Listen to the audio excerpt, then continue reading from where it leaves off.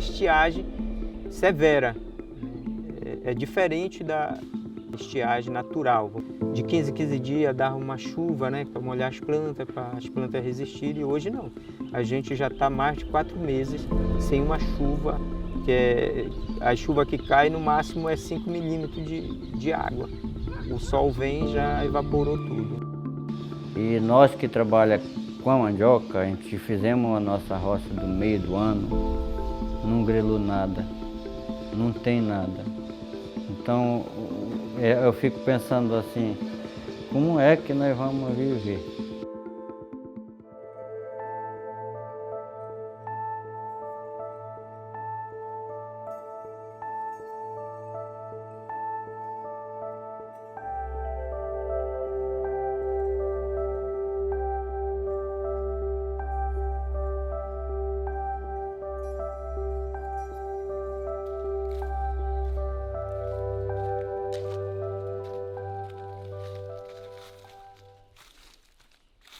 Essa planta, conhecida como cupuaçu, é uma frutífera natural da Amazônia, né? Aqui ela já tem mais de 2 anos plantada e por conta da estiagem que a gente está tendo em toda a Amazônia, a gente está vendo que algumas plantas estão sofrendo muito, estão morrendo, né? Para a agricultura na Amazônia é um desafio para quem não trabalha com a técnica de irrigação. Quando a gente observa que a questão da pupunha, nesta época aqui a gente já está vendendo pupunha. Já tinha bastante para vender. E ela é uma plantação quase permanente. Que a pupunha está praticamente quase 100% morta. Mesmo assim, com a irrigação precária que a gente tem, não é o suficiente. Mas também está dando para a planta sobreviver, não sei até quando.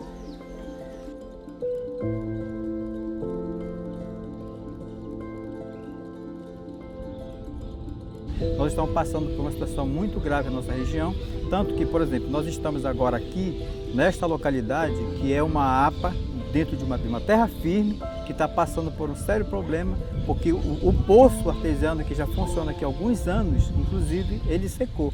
Famílias que tradicionalmente cultivam nesse período melancia, jerimum, maxixe, estão com dificuldade no transporte desses produtos, porque como vazou muito, baixou muito o rio, as embarcações estão ficando distantes. Então tem gente que está perdendo produtos por conta do distanciamento que ficou a embarcação. O prejuízo se dá para quem cultiva a roça de mandioca.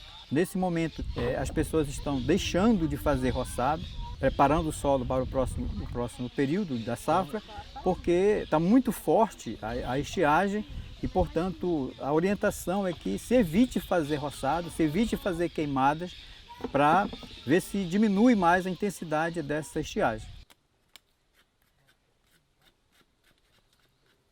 O corte-queima que a gente fala é um processo de limpeza de área que a agricultura familiar faz aqui na Amazônia para fazer o seu plantio de mandioca. Para limpar uma área, ele corta uma capoeira mais preservada e toca fogo. Essa relação do corte-queima com a cultura da mandioca hoje aqui acaba sendo também, num período de estiagem como a nossa, uma ameaça até para causar um acidente e isso se tornar um incêndio florestal.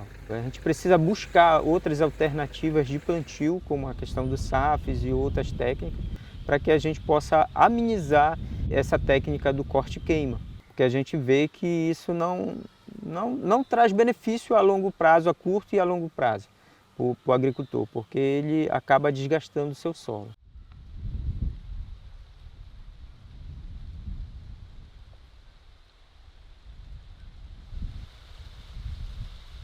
O primeiro experimento que a gente fez foi mamão, aí se saiu bem. Depois aí ele disse, faz o experimento na melancia. A melancia foi na questão já para ver realmente os adubos orgânicos, né?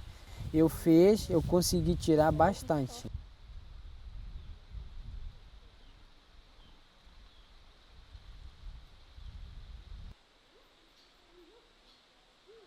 Então esse açaí veio de lá diretamente da Embrapa. Quando a gente plantou ele, já estava a irrigação. Só que também foi no período que o valor do preço do combustível aumentou. Era 3 litros de gasolina por hora. Então uma hora de irrigação realmente ele não é o suficiente para o açaí. Ele precisa tanto do sol, mas também ele precisa da água. Eu não tinha condições, né, de manter ele direto. E veio a perda, tivemos essa perda. Todo trabalho ele tem um esforço. E realmente a gente viu e dá a tristeza, mas também a gente não vai desistir. A gente quer continuar.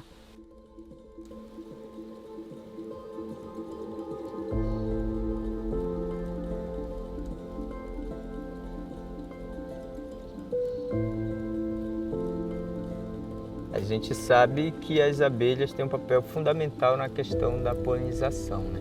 As abelhas nativas da Amazônia já faz a polinização há muitos anos, né? Da castanha, do cacau. Então, utilizar essas abelhas para fazer a polinização dos quintais produtivos ajuda o produtor a ter uma produtividade melhor. Tem um produtor que ele utiliza a abelha para fazer polinização no plantio de melancia que ele faz todo ano. Então ele percebeu que tanto ele ganha na questão da produção da melancia, quanto ele ganha também na produção do mel.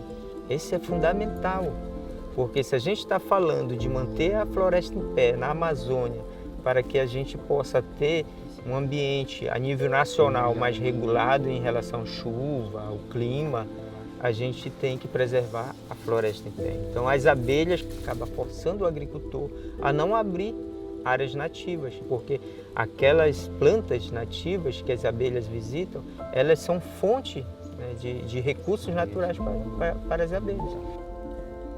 A agricultura não está distante dessa questão das estiagens, né? A gente teve a questão do El Niño, mas a questão da preservação, né, da natureza, preservação principalmente da floresta, ela contribui para que essa estiagem não seja tão forte, né? Para que a gente não tenha essa perda também da biodiversidade.